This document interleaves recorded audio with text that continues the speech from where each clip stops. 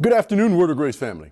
Today is Monday, January the 11th, 2020, and welcome to today's edition of 5 Minutes of Encouragement. As usual, the scriptures that I reference during this talk will be in the description box of this video. I ask that you both like and share this hashtag 5 Minutes of Encouragement. Family, for today's 5 Minutes of Encouragement, I want to talk to you about spreading love and to whom we should be spreading that love to. I'm going to utilize an account Jesus gave of a certain Jewish man. Now, the story doesn't say Jewish man in the original text, but due to the context of it, we know that this man was a Jewish man. There was a certain Jewish man traveling from Jerusalem to Jericho when bandits robbed him along the way. They beat him severely, stripped him naked, and left him half dead.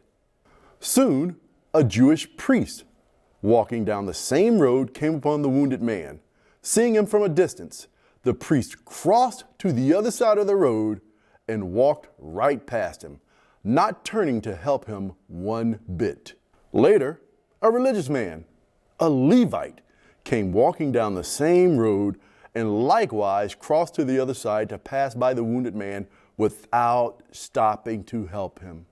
Finally, another man, a Samaritan, came upon the bleeding man, and he was moved with tender compassion for him. He stooped down, gave him first aid, pouring olive oil on his wounds, disinfecting them with wine, and bandaging them to stop the bleeding. Lifting him up, he placed him on his own donkey and brought him to an inn. Then he took him from his donkey and carried him to a room for the night. The next morning, he took his own money from his wallet and gave it to the innkeeper with these words: "Take care of him until I come back from my journey. If it costs more than this, I will repay you when I return." So now tell me which one of the three men who saw the wounded man proved to be the true neighbor. You remember, family, we've started this series called Changing Our Elevation. And changing our elevation was based upon two commandments: love the Lord your God with all your heart, soul, and mind. But then the second is love your neighbor as yourself. And if we're going to change our elevation, if we're going to go further than we thought we could go, faster than we thought we could get there, we are going to have to remove the blinders through which we see humanity. So I have a question for anybody out there listening. Are you Republican? I love you.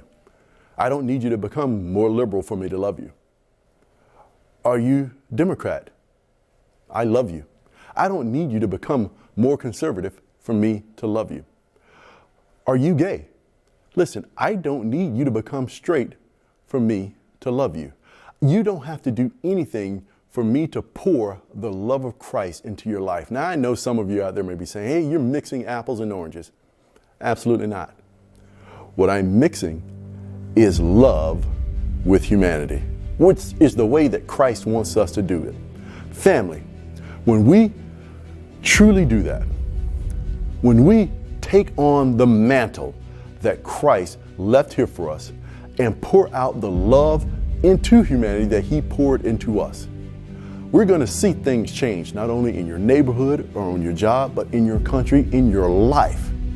Because at that point, you're operating on the level that the Lord intended when he created you and I, and when he recreated us in the image of Christ.